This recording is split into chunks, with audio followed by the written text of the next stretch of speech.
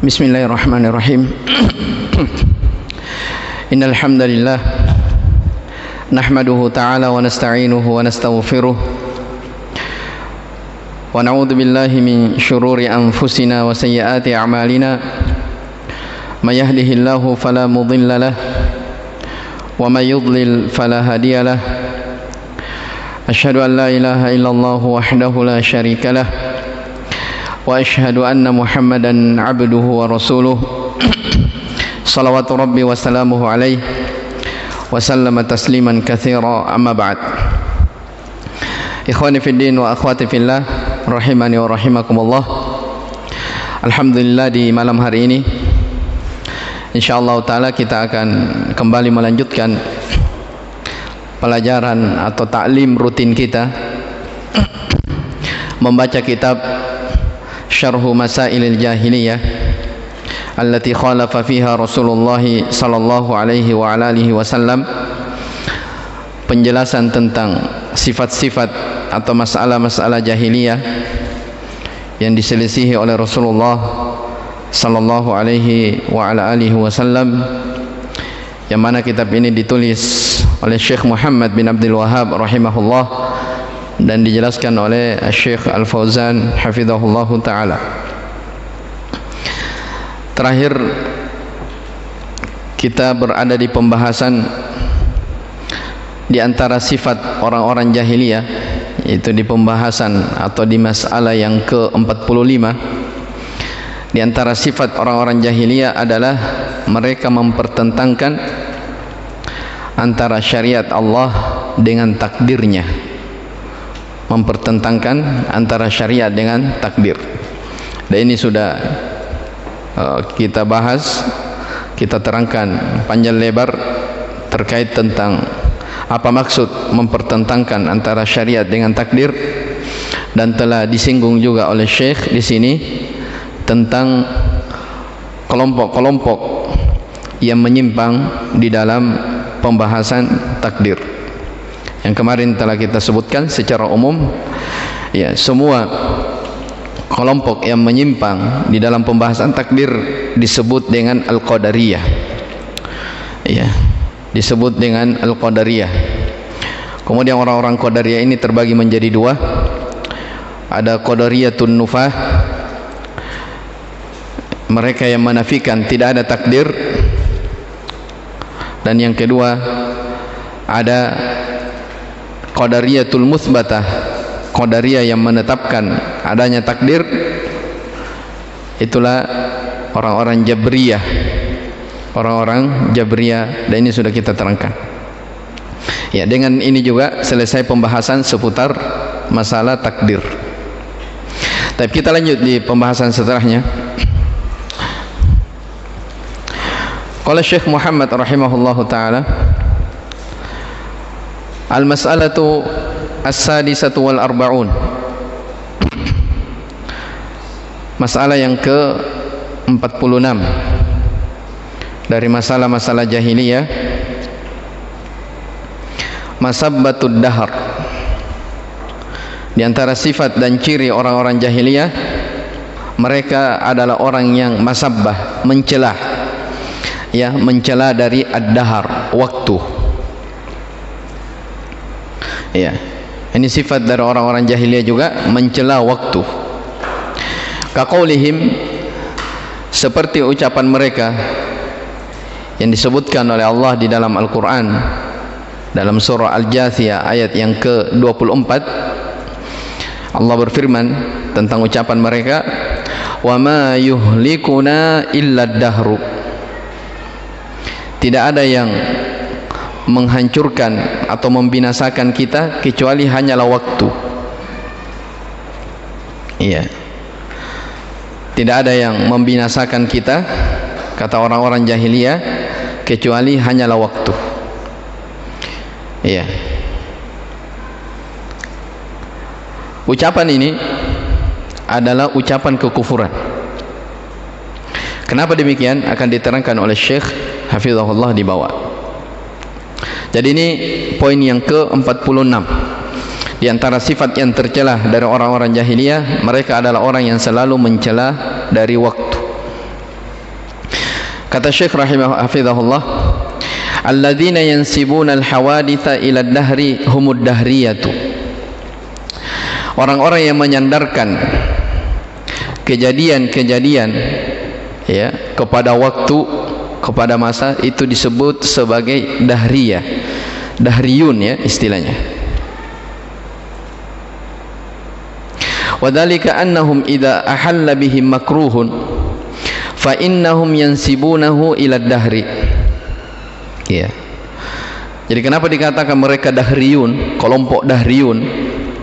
Karena jika mereka ditimpa oleh musibah, perkara-perkara yang jelek bagi mereka, makruh, mereka menyandarkan hal tersebut kepada masa. Ya, akan dibawakan contoh sebentar. Wa yadhummuna ad-dahra min ajli dzalik. Sehingga mereka pun mencela waktu dikarenakan akan hal tersebut. Ya. Ini mirip-mirip akan datang nanti pembahasan seputar tatayyur. Ya, jadi sebagian orang jahiliyah dahulu ada waktu-waktu tertentu, misalnya ketika mereka mau pergi safar, melakukan perjalanan, itu dia melihat waktu. Ya, oh kalau waktu begini kurang bagus melakukan acara demikian. Kalau di waktu ini tidak bagus, nanti ada musibah yang terjadi. Dan itu saya kira ya orang-orang yang seperti itu juga masih diwarisi sampai sekarang. Ya. Ada beberapa orang, sekelompok manusia, mereka misalnya tidak mau melakukan akad nikah di bulan-bulan tertentu. Ada ya? Ya, dengan alasan, ya banyak alasan lah. Jadi ketika mereka tidak mau melakukan hal-hal yang baik di waktu tertentu, dia katakan, oh ini waktu tidak baik. Nah, kalau dia mengatakan ini waktu tidak baik, sama apa yang disebutkan di sini. Termasuk sifat orang-orang jahiliyah, mereka mencela apa? Waktu. Wal wajibu an tansibal asya'a ilal khaliqi subhanahu wa ta'ala. Ya, kewajiban kita adalah menisbahkan, menyandarkan sesuatu itu kepada pencipta Allah subhanahu wa ta'ala. Wad-dahru innama huwa waktun makhlukun min makhlukatillah. Yang namanya dahar, yang namanya waktu, itu tidak lain kecuali hanyalah makhluk dari makhluk-makhluk Allah subhanahu wa ta'ala. Laisa indahu tasarrufun. Waktu itu tidak memiliki kekuasaan, bukan waktu yang mengatur. Makanya ketika terjadi musibah, jangan kita katakan, oh karena kamu keluar di waktu ini, enggak, sehingga dia mencela waktu, bukan. Waqad ankara Allah subhanahu wa ta'ala ala man yusnidul hawaditha ila dahri. Dan Allah subhanahu wa ta'ala telah mengingkari orang-orang yang telah menyandarkan kejadian-kejadian itu kepada waktu. Biqaulihi ta'ala, melalui firman Allah subhanahu wa ta'ala, wa qalu ma hiya illa hayatuna ad-dunya namutu wa nahya wa ma yuhlikuna illa ad-dahr. Mereka mengatakan, iya, ini tentang orang-orang dahriyun, ma hiya illa hayatuna ad-dunya, tidak lain, iya, kehidupan dunia ini tidak lain kecuali hanyalah namutu wa nahya, kita mati, iya, kita hidup, wa ma yuhlikuna illa dahar, dan tidak ada yang membinasakan kita kecuali hanyalah waktu semata. Iya, kata Syekh, iya, Allah subhanahu wa ta'ala mengingkari orang-orang dahriyun ini yang menyandarkan kejadian kepada waktu. Kenapa? Lianna hadza inkarun lil akhirati wa inkarul ba'ats. Ini titik larangannya. Karena orang yang menyandarkan kejadian-kejadian yang terjadi pada dirinya, dia sandarkan kepada waktu, tidak ada yang membinasakan kita kecuali hanyalah waktu. Ini adalah bentuk pengingkaran akan adanya negeri akhirat dan akan adanya hari kebangkitan. Coba antum perhatikan dalam ayat, tidaklah kehidupan dunia ini kecuali hanyalah hidup, meninggal, hidup, dan tidak ada yang membinasakan kita kecuali hanyalah waktu. Iya, istilah mereka, lihat kata Syekh, yamutu nasun wa yahya nasun. Iya, silih berganti. Iya, ada manusia yang meninggal, ada yang manusia yang lahir. Begitu terus. Kejadian ini, ada manusia meninggal, ada manusia yang lahir. Mereka katakan istilah di kalangan mereka, ya, rahimun tadfa'u wa ardun tablag. Iya, itu istilah di kalangan dahriyun. Apa artinya rahimun tadfa'u wa ardun tablagu? Artinya, ya, rahim, yaitu rahim ibu yang mengeluarkan manusia, ya, dan bumi yang menelannya. Paham maksudnya? Jadi mereka mengingkari, ya, secara tidak langsung mereka mengingkari akan adanya apa? Pencipta. Tidak ada yang membuat manusia itu meninggal, tidak ada yang membuat manusia itu lahir, kecuali hanyalah apa? Perjalanan waktu. Ya, mereka mengingkari tidak adanya hari kebangkitan. Mereka mengingkari tidak adanya akan negeri akhirat. Ya. Jadi kalau keyakinan mereka meninggal, ya meninggal begitu saja, jadi tak ada, selesai, tidak ada lagi apa-apa. Iya. Bahkan lihat kata Syekh dari ucapan mereka, hadhihi tabiatul haya. Ya, adanya proses orang lahir, meninggal, ada lahir, ada meninggal, itu memang tabiat kehidupan seperti itu memang. Iya. Wa ma yuhlikuna illa dahar. Tidak ada yang membinasakan, tidak ada yang melenyapkan kita kecuali hanyalah masa. Jadi kata Syekh, yansibunal halaka ila dahar. Mereka menyandarkan, ya, kematian, mereka menyandarkan kebinasaan itu melalui waktu. Iya. Fasababul mauti indahum mururul layali wal ayam. Menurut mereka, sebab adanya kematian itu karena berlalunya hari-hari, ya, berlalunya malam dan hari-hari. Walaysa hunaka ajalun muqaddarah. Di sana tidak ada batas yang telah ditetapkan. Wala hunaka malakun yaqbidul arwaha. Di sana tidak ada malaikat-malaikat yang mencabut ruh indantihai ajaliha, ketika ajal itu sudah selesai. Itu keyakinan orang-orang dahriyun. Waqad nahan Nabi sallallahu alaihi wasallam an sabbid dahr. Dan Nabi sallallahu alaihi wasallam telah melarang, ya, kita umatnya dari mencela waktu itu. Ya, dilarang seseorang itu mencela dari waktu.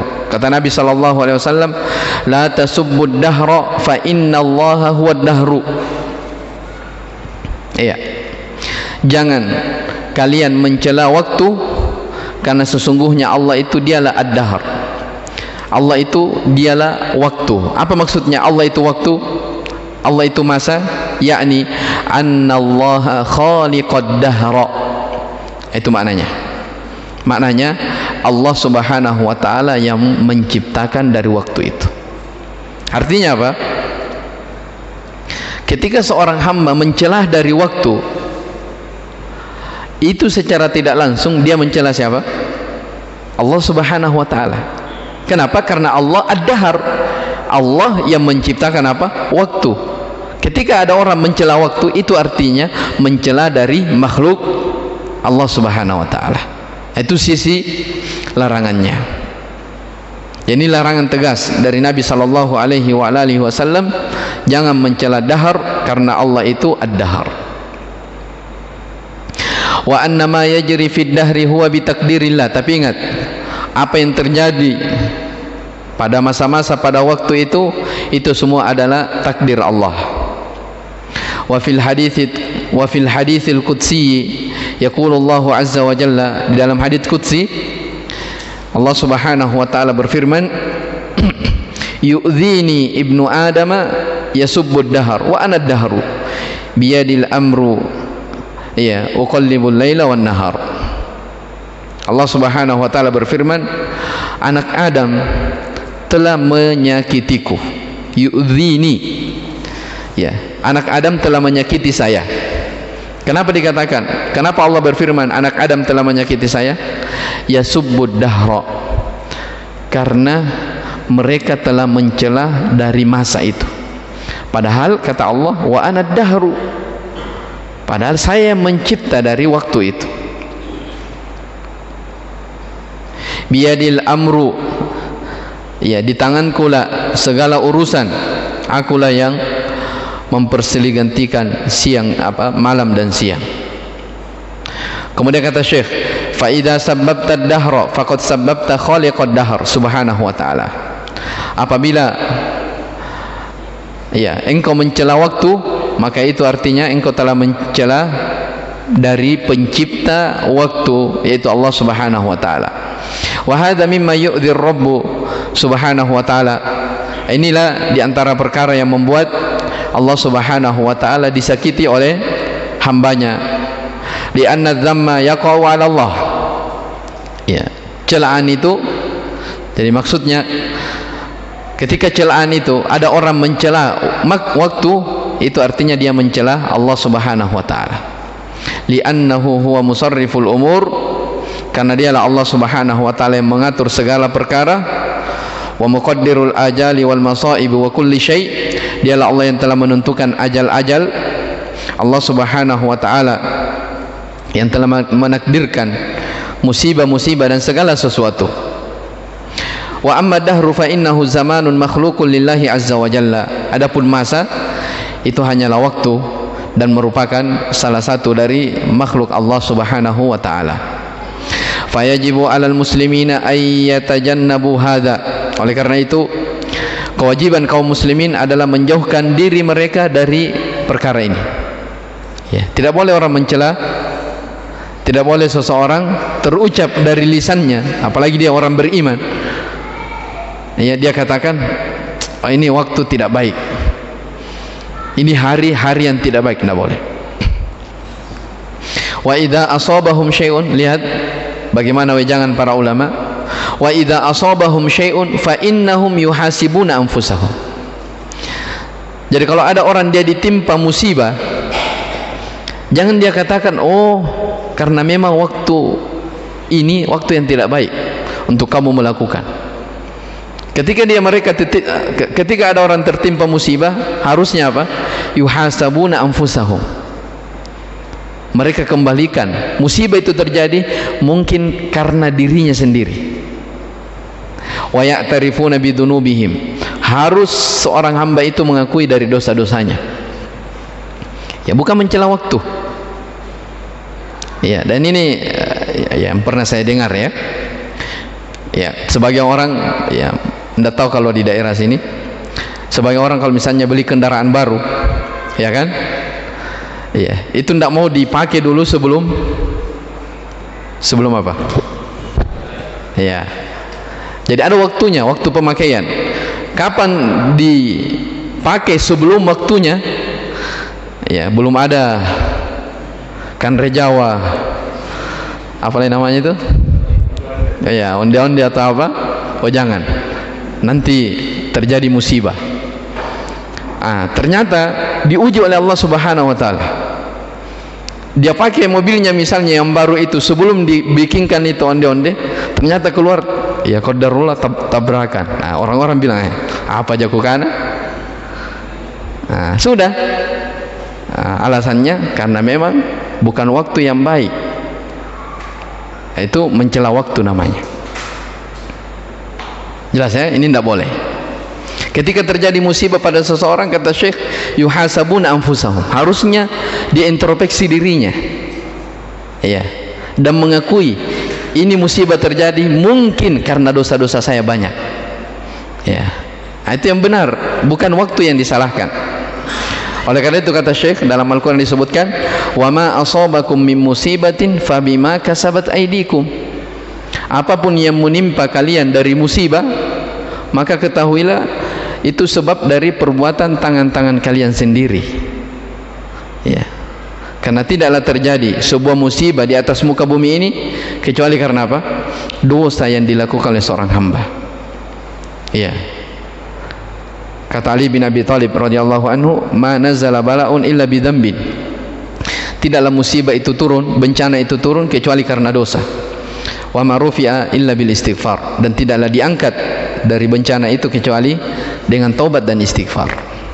Itu yang pantas ya dilakukan oleh seorang mukmin ketika terjadi musibah pada dirinya. Fayam bagi ayyadummal insanu nafsahu wa yalumahu wa la yadhummud dahra.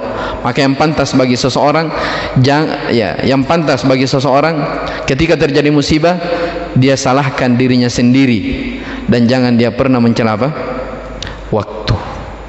Ketika dia mencela waktu, itu artinya dia telah mencela Allah Subhanahu wa taala, karena Allah berfirman, sudah kita bacakan tadi, yu'dzini ibnu Adam. Ibnu Adam telah menyakiti saya dengan cara apa? Mereka mencela dari waktu. Baik, dengan ini selesai pembahasan masalah jahiliyah yang ke-46 tentang larangan mencela waktu. Ikhwani fiddin wa akhwati fillah rahimani wa rahimakumullah. Kemudian kata Syekh rahimahullah, al-mas'alatu as-sabi'atu wal arba'un. Dari masalah jahiliyah yang ke-47, idhafatu ni'amillahi ila ghairihi. Ya. Menyandarkan nikmat Allah Subhanahu wa taala kepada selainnya. Ini penting ya. Di antara sifat orang-orang jahiliyah dahulu, ketika mereka mendapatkan nikmat dari Allah, mereka bukan malah menyandarkan nikmat itu datang dari Allah, tapi dia sandarkan kepada orang lain. Ya. Kita baca dulu.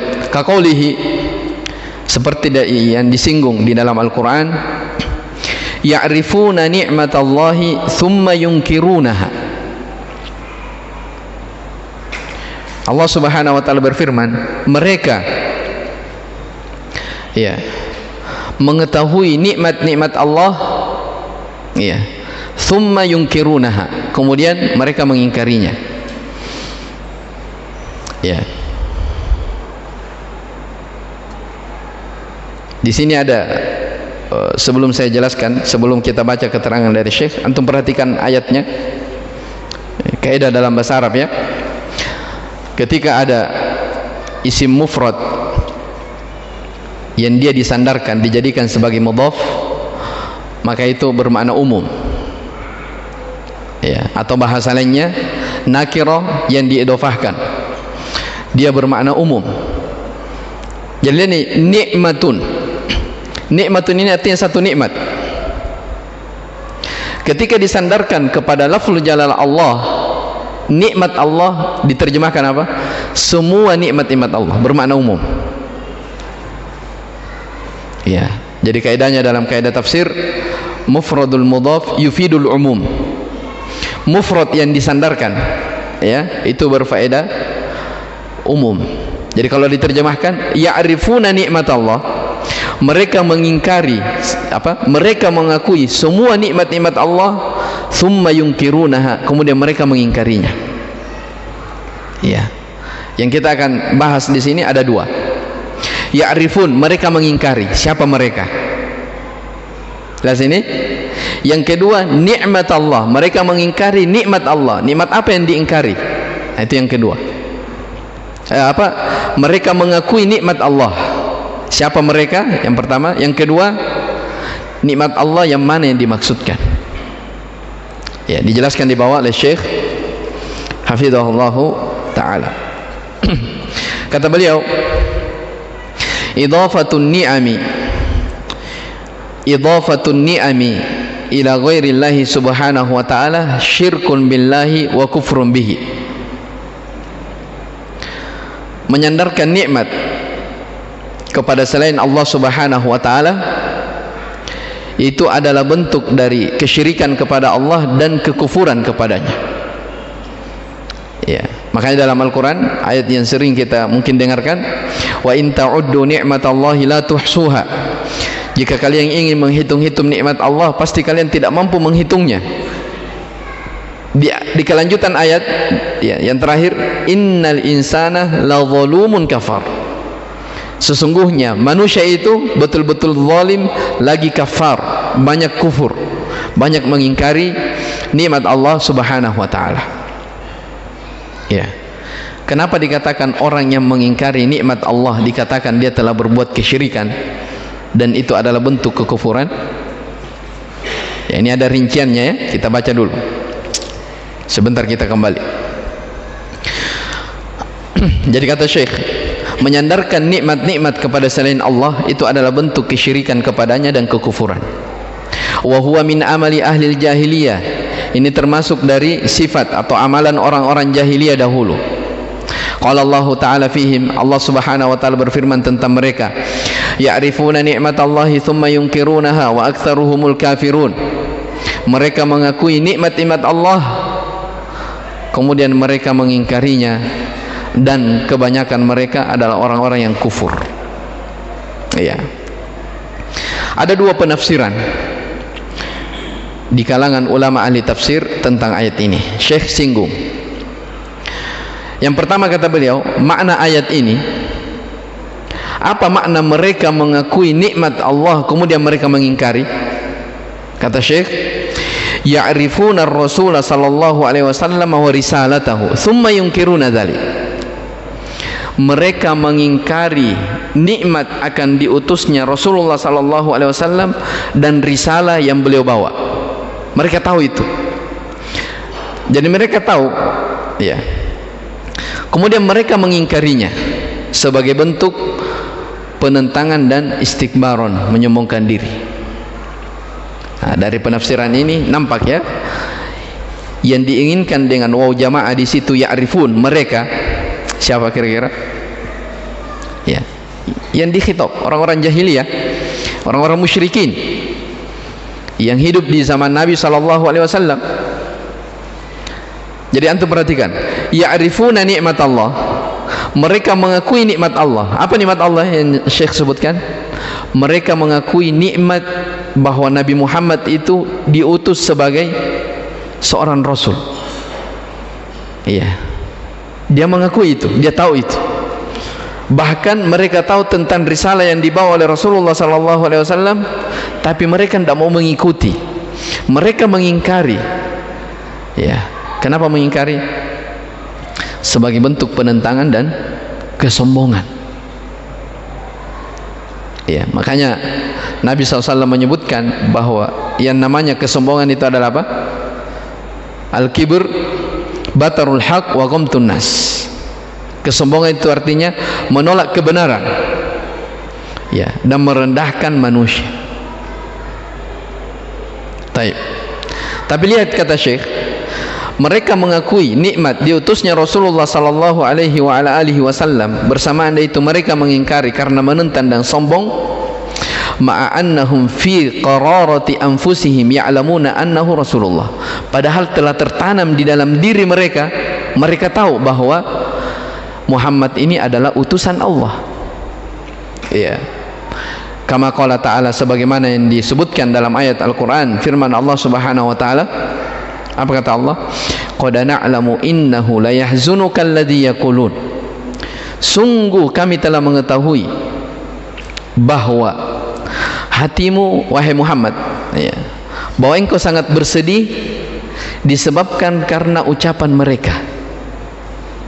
Ya, jadi kan Nabi SAW disakiti, Nabi SAW dicela oleh orang-orang Quraisy, bahkan dilempari batu.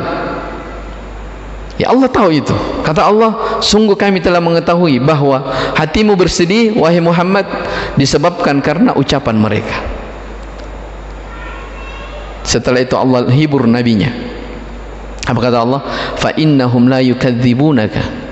Sebenarnya mereka itu bukan mendustakan kamu, walakinna adh-dhalimina bi ayatillahi yajhadun. Akan tetapi orang-orang zalim itu sebenarnya mereka yajhadun, mereka mengingkari ayat-ayat Allah. Ya, paham maksudnya? Jadi Kata Imam Ibnu Katsir rahimahullah di dalam tafsirnya tentang ayat ini, sebenarnya orang-orang jahiliyah itu, orang-orang kafir Quraisy, bukan mau mendustakan Muhammad, bukan. Mereka tahu kan, sebelum diutus Muhammad, Nabi Muhammad sallallahu alaihi wasallam, mereka tahu Nabi ini, Muhammad ini adalah orang yang apa? Adil, orang yang amanah, yang terpercaya. Bahkan disebutkan tukrimud duyuf, beliau adalah orang yang sangat memuliakan tamu, sangat bagus akhlaknya, dermawan, terpuji.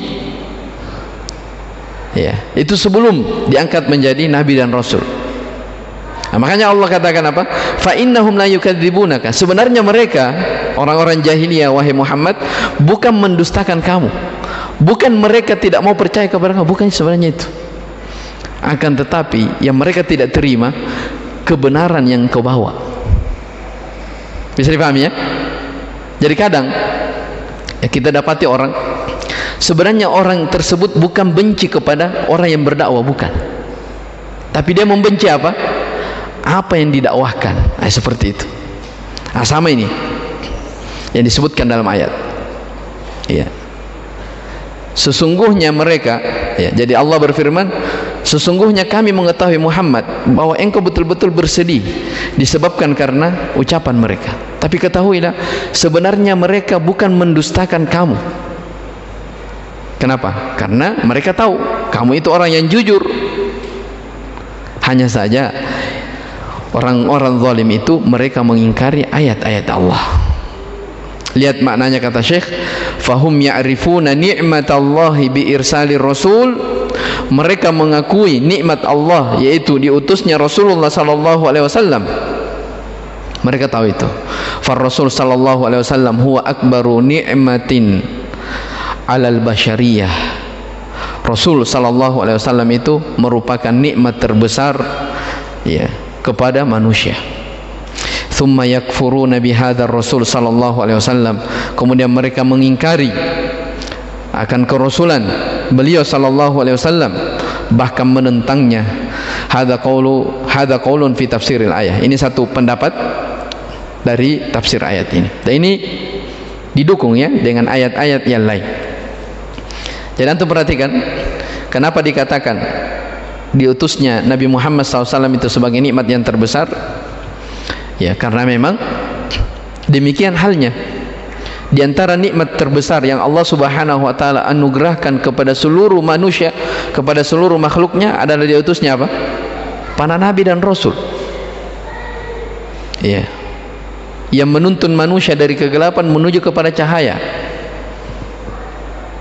Ya, makanya banyak ayat-ayat Al-Qur'an yang mendukung perkara ini.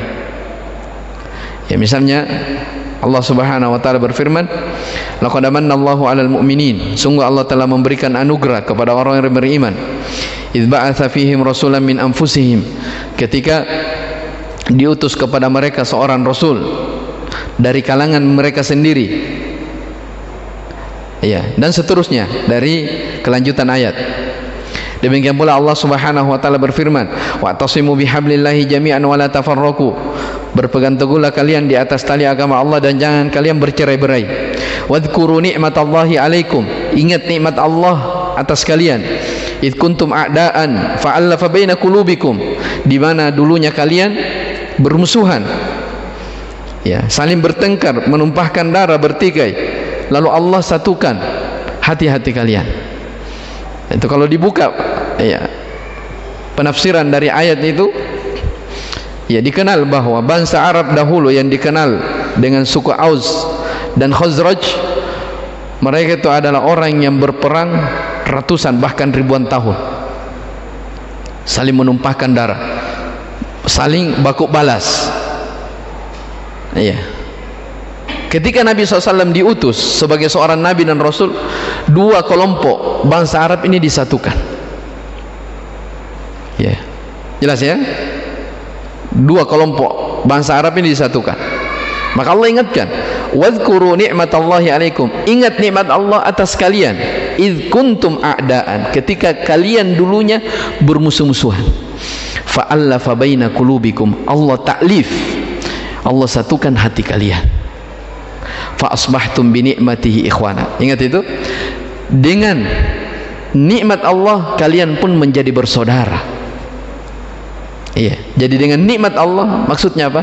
Dengan nikmat diutusnya seorang rasul kalian menjadi apa? Bersaudara. Nah, muncullah kaum muhajirin wal ansar. Itu nikmat besar. Ya, dan nikmat persaudaraan di atas Islam inilah yang tidak akan terputus. Ya. Kalau ada orang bersaudara dalam kehidupan dunia ini, tapi persaudaraan itu tidak dibangun di atas ketakwaan, tidak dibangun di atas imania, keimanan, itu batasnya hanya di dunia saja. Di akhirat mereka bermusuhan. Ya. Adapun persaudaraan yang dibangun karena agama, karena keislaman, karena iman, itu akan kekal hingga ke surga.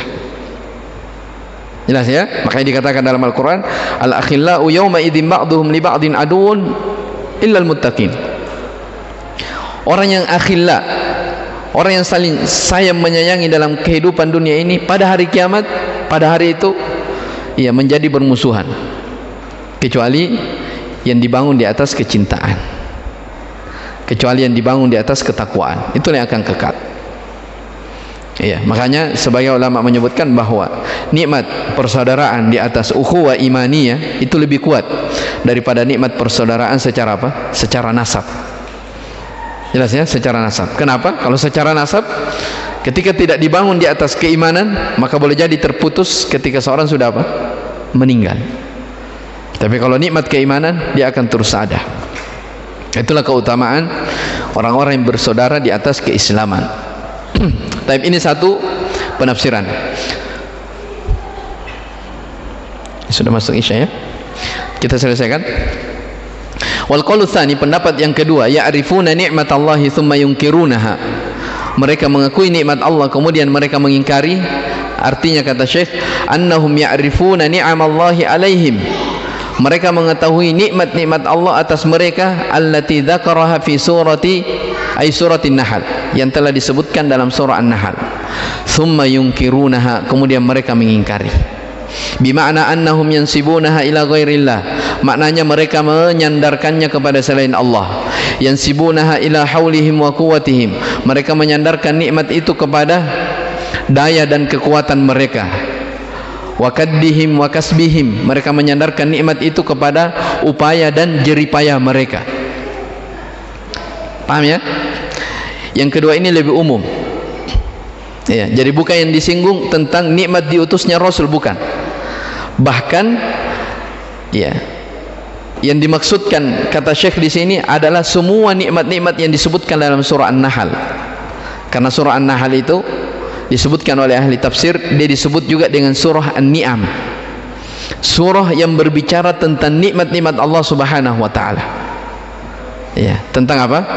Surah yang berbicara tentang nikmat Allah. Makanya sebagai ulama menyebutkan ya, bahwa surah An-Nahl dikenal juga dengan surah An-Ni'am namanya. Kenapa? Karena mulai dari awal surah sampai selesai semuanya penyebutan tentang nikmat. Ya, setelah Allah sebutkan tentang nikmat-nikmatnya, ternyata ya di akhir-akhir surah Allah sebutkan ya'rifuna nikmat Allah, mereka mengingkari nikmat Allah. Mereka mengakui nikmat Allah, setelah itu mereka mengingkari. Nah, ini seperti yang terjadi kata Syekh pada Qarun. Ketika mereka diberikan harta yang sangat banyak, diperintah jangan berbangga, jangan melakukan kerusakan di atas muka bumi, tapi dia katakan apa? Innama utituhu ala ilmin indi. Sesungguhnya saya diberi dari nikmat-nikmat ini, iya, karena ilmuku, saya yang pantas mendapatkannya. Artinya dia tidak menyandarkan nikmat itu kepada Allah Subhanahu wa taala, tapi dia sandarkan kepada dirinya sendiri. Apa maknanya? Sesungguhnya nikmat itu, ya, saya diberi nikmat, ya, karena ilmuku sendiri, kata Syekh, ana hasaltuhu bi khibrati wa maharati wa kasbi. Saya mendapatkan harta yang banyak ini karena kecerdasanku, ya, karena kemahiranku, karena jeripayaku. Jadi mereka mengingkari nikmat Allah Subhanahu wa taala. Ya, ini Qarun. Maka Allah Subhanahu wa taala mengingatkan bahwa manusia itu apabila dia diberi nikmat oleh Allah Subhanahu wa taala, ya, dia katakan apa? Hadzali. Ya. Ini adalah milikku. Saya berhak mendapatkannya. Ini adalah hakku. Dia mengingkari. Dia katakan ini bukan dari Allah. Ya. Wa yansibu ma yahsulu alaihi minal khair ila nafsihi.